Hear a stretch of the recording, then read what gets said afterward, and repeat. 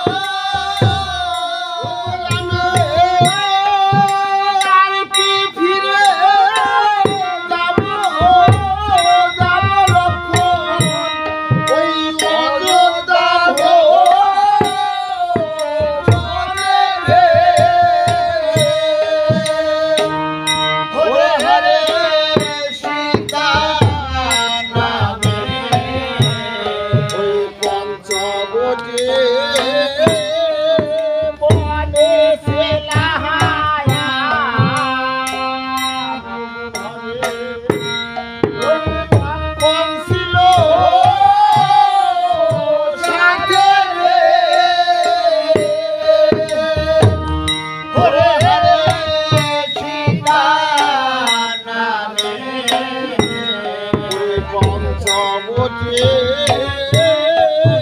পদে শ্রীহায়া ওই লক্ষণ ছিল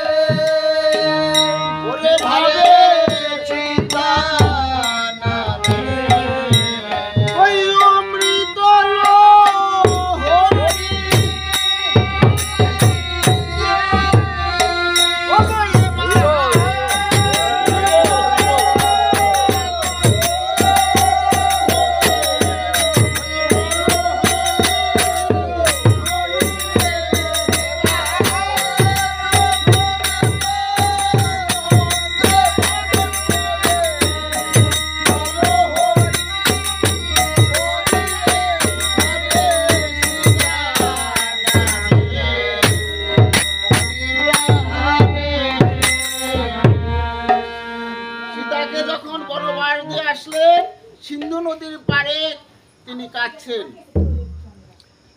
কেঁদে কেঁদে কোথাও লক্ষণকে দেখতে পাচ্ছেন না, সুমন্ত সারথীকেও দেখতে পাচ্ছেন না। এমন সময় বাল্মীকি মুনি এই রামের জন্মে ৬০,০০০ বছর আগে এই রামায়ণ লিখেছেন। বাল্মীকি মুনি যখন ধীরে ধীরে সেখান দিয়ে আসছে, সীতা দেবী কেঁদে কেঁদে ধুলায় গড়াগড়ি যাচ্ছে। এমন সময় বাল্মীকি মুনি বলছে, ওখানে এত আলো দেখা যাচ্ছে কেন? ধীরে ধীরে গিয়ে দেখে সেখানে একটা নারী কেঁদে কেঁদে ধুলায় গড়াগড়ি যাচ্ছে। বলছে, মা তোমার নাম কি? বলছে, আমার নাম হচ্ছে সীতা। বাল্মীকি মুনি বলছেন, আমি তো রাম জন্মে ৬০,০০০ বছর আগে আমি রামায়ণ লিখেছি।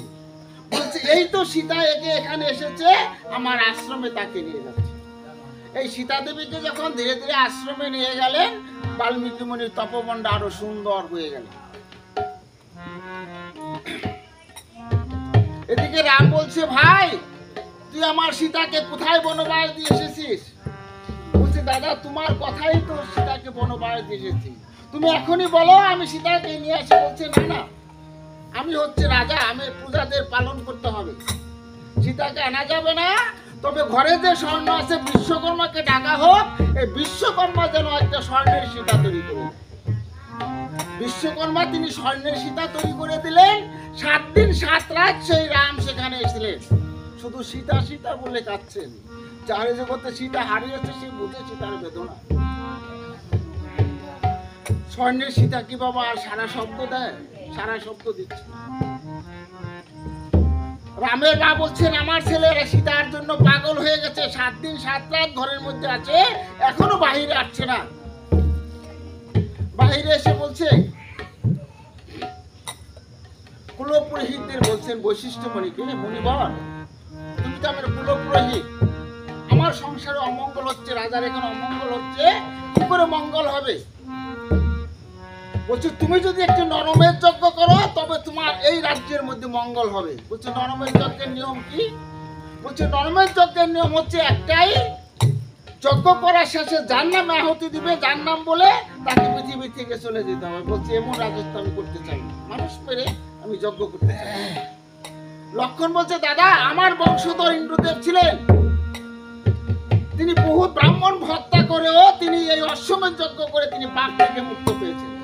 তবে দাদা তো করতেই হয়, আমরা অশ্বমেধ যজ্ঞ করি। বলছে অশ্বমেধ যজ্ঞের নিয়ম কি? বলছে অশ্বমেধ যজ্ঞের একটাই নিয়ম, অশ্বের গায়ে লিখে দিতে হবে এ অশ্ব বাজিবে যে সতী মায়ের পুত্র সে, অসতী মায়ের পুত্র হলে মরিবে সে। একটা অশ্বের গায়ে লিখে চতুর্দিকে ঘুরে আসতে হবে, চতুর্দিকে যদি ঘুরে আসতে পারে তবে তোমার যজ্ঞ পূর্ণ হবে। বলছে এটা আমাদের করা যায়। রাম যখন বললেন তখন একটা অশ্বকে সাজিয়ে অশ্বের গায়ে লিখে দিলেন এ অশ্ব বাজিবে যে সতী মায়ের পুত্র সে, অসতী মায়ের পুত্র হলে মরিবে সে। তাই লক্ষণ আর ভরত অশ্বখানা নিয়ে ধীরে ধীরে পূর্ব দিকে পর্বত রাজার বাড়িতে গেল। পর্বত রাজার সাথে যুদ্ধ করে সেখানে রাজাকে বেঁধে নিয়ে এসেছে। বেঁধে নিয়ে আসার পরে রামের চরণে যখন পড়েছেন, যখন রামের চরণ স্পর্শ করেছেন তিনি অনায়াসে বৈকুণ্ঠ লাভ করেছেন। যখন উত্তর দিকে গেলেন বিরাট রাজার সাথে যুদ্ধ করছেন। বিরাট রাজার সাথে যুদ্ধ করে তাকেও বেঁধে নিয়ে আসলেন, অশ্বখানা নিয়ে আসলেন, শ্রীরামচরণের পদ স্পর্শন করে তিনি বৈকুণ্ঠ লাভ করলেন। যখন বাবা পশ্চিমে গেলেন সেখানে ঝাড়ু নামে এক রাজা ছিলেন, ব্রহ্মার আরাধনা করে একখানা ঝাড়ু পেয়েছেন, অর্থাৎ ওই ঝাড়ুখানা তার কাছে যতক্ষণ থাকবে এই পৃথিবীর কোনো শক্তি নাই তাকে বধ করবে।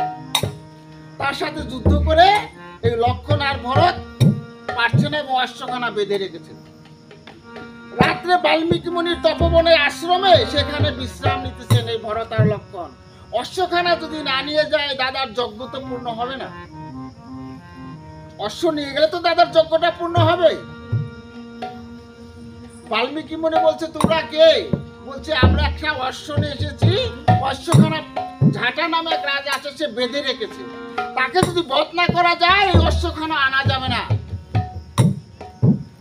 বলছে তাকে বধ করতে হলে ওই ঝাঁটাখানা এনে তাকে বধ করতে হবে, নচেৎ তাকে বধ করা যাবে।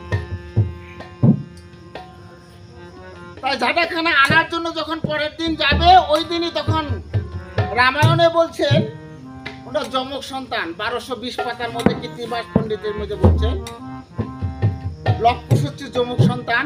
ওই মণি আশ্রমে যখন ছিলেন লক্ষণ আর ভরত তখন বলছে যে দুখানা সন্তান জন্মগ্রহণ করেছে। মুনিবর বলছে দুখানা সন্তান যেহেতু জন্মগ্রহণ করেছে তাকে লবণ এবং কুশ মাখাও। বলছে বলে কি শিশু বাচ্চা আজ জন্মগ্রহণ করেছে তাকে যদি লবণ আর কুশ শৈলে মাখা হয় লবণের ঘায়ে তো তারা কান্না করবে। বলছে তারা বিরাট যুদ্ধ হবে, হচ্ছে রামায়ণের কথা। আর যারা কীর্তন করে তারা বলে এটা যমুক সন্তান নয়, লব হচ্ছে সীতার গর্ভে আর কুশ হচ্ছে কুশাসন তৈরি করেছে। তাই যখন যমুক সন্তান জন্মগ্রহণ করলেন ধীরে ধীরে কি করলেন সেই অশ্বখানা বেঁধে এই যুদ্ধ করে সেখান থেকে তিনি আবার সেই অশ্বখানা নিয়ে লক্ষণ এবং ভরত এই অযোধ্যায় ফিরে এলেন। এদিকে যমুক সন্তান জন্মগ্রহণ করলেন। মুনি যখন ধ্যানে ছিলেন, ধ্যানে থাকার পরে বলছেন পিতা আমি একটু জল আনার জন্য যাচ্ছি, তুমি আমার সন্তানকে দেখো। এটা যারা কীর্তন করে তারা বলে। যখন মুনি ধ্যান করছেন লবকে যখন রেখে গেছেন জল আনার সময় ধীরে ধীরে ছোট্ট সন্তান তো বাবা সীতার সাথে সাথে বাবা চলে যায়। ধ্যান ভঙ্গ করার পরে যখন চেয়ে দেখে সেখানে সন্তান নেই, উনি কি করলেন, একটা কুশাসন, মণিবররা যখন কুশাসনে বসেন, যারা এই যে পিতা মাতা পরলোক গমন করলো বাবা, কুশাসনের মধ্যে কিন্তু বসে সেবা করলেন, একটা কুশটান দিয়ে একটা কুশকে তৈরি করলেন। সীতা দেবী যখন ধীরে ধীরে জল আনতে আসছেন, তখন সীতার পিছনে পিছনে দেখে যে একটা বালক ধীরে ধীরে আসছে। বলছে এদিকে সীতার ছেলে সীতার পিছনে পিছনে আসছে, আর এদিকে আমি একটা কুশাসন দিয়ে কুশ তৈরি করলাম, তাহলে একে আমি ধ্বংস করে দেবো। যখন বাবা ধ্বংস করবে, ধ্বংস করার সাথে সাথে এসে সীতা দেবী তার হাতখানা ধরেছে, বলছে বাবা এ আমার সন্তান, তুমি যে কুশ দিয়ে সন্তান তৈরি করেছো, এও আমার সন্তান, আজ হতে আমার যমুক সন্তান। যারা কীর্তন করে তারা এই কথাটা বলে। তাই লক্ষণ আর ভরত যখন অশ্বখানা নিয়ে আসলেন, মণিবর বললেন আমি আরাধনায় যাচ্ছি, লক্ষণ বড় হয়েছে, তোমরা যুদ্ধ শিখো, তোমরা যুদ্ধ হবে, এবং আমি এই কদলি বনখানার মধ্যে তুমি যদি রক্ষা না করতে পারো তবে তোমরা গুরু ত্যাগী হবে। বলছে মা আমার গুরুর আদেশ, এই কদলি বন রক্ষা করতে হবে, আর কদলি বন যদি আমি রক্ষা না করতে পারি তবে আমি গুরু ত্যাগী হব। লক্ষণ বলছে লক্ষুষ, এই পৃথিবীতে যার সন্তান হারিয়েছে সে বুঝে সন্তানের বেদনা। তুই আমার এক হরি বলার পাখি, কৃষ্ণ বলার পাখি, তুই যাস নে। বলছে না না মা, গুরুর আদেশ, আমাকে সেই বনে যেতেই হবে। তাই কদলি বন রক্ষা করছে। কদলি বন যখন রক্ষা করছেন, লক্ষণ আর ভরত অশ্বখানা সেই সিন্ধু নদীর পাড়ে বাল্মীকি মুনির তপবনে বাবা অশ্বখানা দিচ্ছে। অশ্বের গায়ে লেখাতে অশ্ব বাঁধিবে সে, সতী মায়ের পুত্র সে, অসতী মায়ের পুত্র হলে মরিবে সে। লক্ষুষ মনে মনে বলছে আমার মা তো সতী, এই অশ্বখানা আমরা বাঁধবো, আমার মা সতী, আমার মা সতী নয়। লক্ষুষ যখন বাবা অশ্বকে বেঁধেছেন, লক্ষণ এবং ভরত বলছেন বাবা তোরা ছোট্ট বালক, অশ্বখানা আমাকে দিয়ে দে, আমার দাদা যজ্ঞ করছেন, যজ্ঞে যদি আমি অশ্বখানা আনিয়ে যাই যজ্ঞ পূর্ণ হবে না। বলছে অশ্বয়ে লিখেছো কি, এসো বাঁধিবে যে সতী মায়ের পুত্র, যে আমরা সতী মায়ের পুত্র, এত যদি সাহস থাকে তোমরা আমার সঙ্গে যুদ্ধ করো। বলছে বালক যুদ্ধ করো না, তোমরা 25 ছোট মানুষ। বলছে এত বড় শাস্ত্র যুদ্ধ করো, তুমি তোমার মার দুঃখ খেয়েছো। বলছে এতটুকু ভালো, এত বড় কথা, ধর অস্ত্র করো না। লক্ষণের সঙ্গে লক্ষণের সঙ্গে যুদ্ধ হচ্ছে।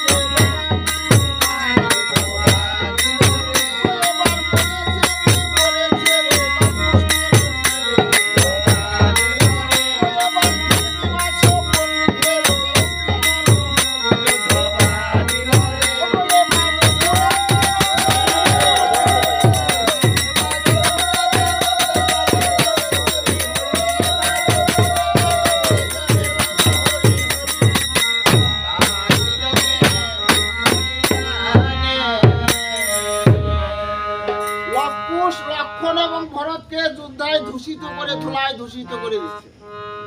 যার শূন্যগণ নিয়ে এসেছিলেন লক্ষণ, সবাই ধুলায় দূষিত হয়ে গেছে।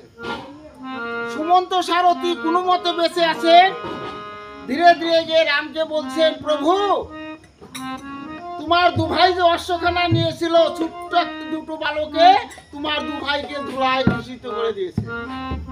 কারো যদি বাবা ভাই হারায় যায় সে বুঝে ভাইয়ের কত বড় বেদনা। রাম মনে মনে ভাবছে আমি কেন যজ্ঞের আয়োজন করলাম, কেন বা অশ্ব দিয়ে আমার ভাইকে পাঠিয়ে দিলাম। ধীরে ধীরে রাম এসে দেখে ভাই ধুলায় দূষিত হয়ে গেছে। বলছে ভাই লক্ষণ একবার আমাকে দাদা বলে ডাক, আমার যে প্রাণ চলে যাচ্ছে। লক্ষণ কোনো সারা শব্দ দিচ্ছে। ভরতকে বলছে ভাই ভরত একবার তুই আমায় একটু দাদা বলে ডাক, সামান্য বালকের হাতে, কই সে বালক? সামান্য বালকের হাতে তোরা যুদ্ধে প্রাণ দিয়েছিস। লক্ষণও সারা শব্দ দিচ্ছে না, ভরত সারা শব্দ দিচ্ছে না। ভাই হারা বেদনায় নিজে কেঁদে কেঁদে বলছেন, ভাইকে হারা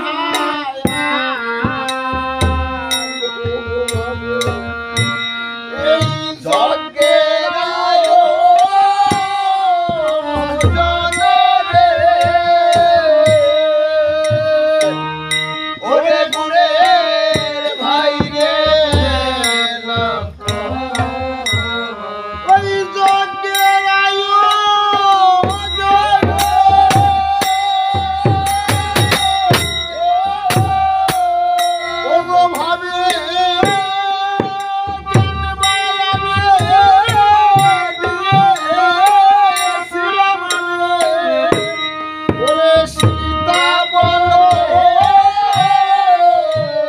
আসরে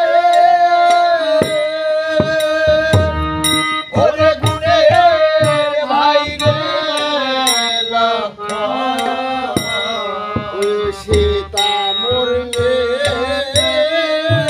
সীতা পাবো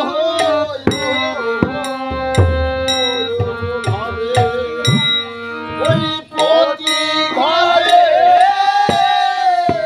ঘরে রে ঘরে ঘুরে ভাই রে ওই প্রতি ঘরে ঘরে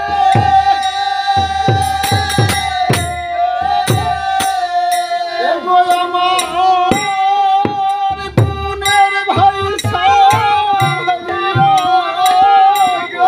আমি হলো ভাই বলি ও প্রাণে ওরে গুণের ভাই রে লক্ষণ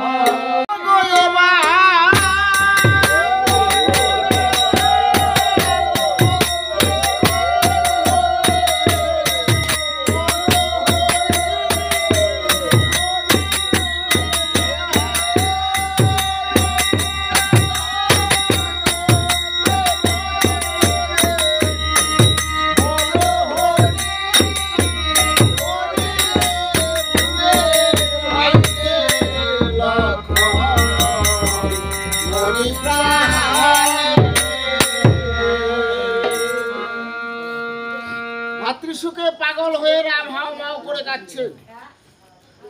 মন্ত্রী বলছে, হে মন্ত্রী বর, আমার রথখানা সাজিয়ে দাও, আমি যুদ্ধে যাব, দেখি আমার ভাইকে কে ধুলায় দূষিত করে দিয়েছে। ভরত বলছে, দাদা আমি তো আছি, আমি আগে যুদ্ধে যাই, আমার ভাইকে বাঁচিয়ে আমি আনবো। ভরত যখন গেলেন, ভরত গিয়ে লবকুশের সঙ্গে যুদ্ধ করে ভরত ধুলায় দূষিত হয়ে গেল। লক্ষণ, শত্রুঘ্ন ও ভরত তিন ভাই যখন ধুলায় দূষিত হয়ে গেলে, রাম বলছেন এবার যুদ্ধ আমার সঙ্গে হবে। মণিবর যখন ধ্যানে গিয়েছিলেন এই কদলি বন রক্ষা করার জন্য, লবকুশকে রেখে গিয়েছিলেন, যদি আমার কদলি বন রক্ষা না হয় তবে তোমরা গুরুত্যাগী হবে। মণিবর জানতে পারলো তিন ভাই তো ধুলায় দূষিত হয়ে গেছে, এবার যুদ্ধ হবে স্বয়ং রামের সঙ্গে, আর আমি যদি না যাই এই লবকুশ এই স্বয়ং রামের সাথে যুদ্ধ করে পারবে না। মণিবর ধীরে ধীরে লবকুশে বললো, হে লবকুশ, এখন তোমরা যাকে মেরেছো, এখন যে যুদ্ধ করার জন্য আসবে তিনি হচ্ছে স্বয়ং ভগবান, তুমি তাদের সঙ্গে যুদ্ধ করে পারবে না, তবে তুমি আমার কাছে কিছু যুদ্ধ শিখে নাও। বলছে, কি যুদ্ধ শিখে নিব? বলছে, আমার কাছে তোমার দীক্ষা নিতে হবে, যদি দীক্ষা না নাও তবে তুমি ওই রামের সাথে কখনো যুদ্ধ করে পারবে না। বলছে, গুরুদেব দীক্ষা আবার কি জিনিস? এমনি খায় না, মাথায় দেয় না, কি করে? বলছে, খায়ও না, মাথায়ও দেয় না। এই ঘরটায় যেমন একটা বাতি জ্বালিয়েছে, ঘরটা কিন্তু বাবা আলোকিত হয়েছে, আলোকিত হয়েছে না? এ দেহকর খানা বাবা অন্ধকার হয়ে আছে। যদি কেউ দীক্ষা নেয়, দীক্ষা নেওয়ার পরে দেহকর খানা বাবা আলো হয়ে যাবে। কারণ কোন বৈষ্ণব যদি আপনার গৃহে আসে, এসে যদি বলে বাবা আমাকে এক গ্লাস জল দাও, জল দেওয়ার পরে যখন জল নিয়ে গেলেন বৈষ্ণবের কাছে, বৈষ্ণব যদি বলে বাবা তুমি কি দীক্ষিত হয়েছ? বলছে, না না বাবা আমি তো দীক্ষিত হইনি, সামান্য একটা ছোটি বই, শুধু বই, তত্ত্বরসামিত জ্ঞান মন্দির বই, ওই বইটার মধ্যে লিখেছে অদীক্ষিত হাতের অন্য বিষ্ঠা সময় শ্রাদ্ধ আদি তপ সব করে, এক গ্লাস জলও বৈষ্ণব সেবায় লাগবে না বলে।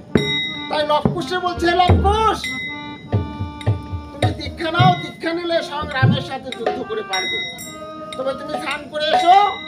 বলছে, গঙ্গায় গিয়ে যখন স্নান করে আসলেন, আসার পরে তাকে দীক্ষিত করলেন লবকুশ। লবকুশকে দীক্ষিত করার পরে বললেন, বাবা তোমরা তো দীক্ষিত হলে, তবে দীক্ষিত হলে গুরু দক্ষিণা দিতে হয়। বলছে, আমরা তো বনবাসী, বনের মধ্যে থাকি, আমার মা একজন ছিঁড়া কাপড় পরে, আমি কোনোদিন একখান কাপড় তাকে দিতে পারিনি, কিন্তু আমরা কোথায় থেকে কি করে দিব? বলছে কাপড়খানা হয়তো এই বাড়ি থেকে ওখানে কাপড় লাগবে, একটা কাপড় দেবে আর নগর ঘুরে যা লোক পুষ পাবে তাই দিয়ে গুরু দক্ষিণা দেবে, এই বলে আমি একটু এখন দিচ্ছিলাম।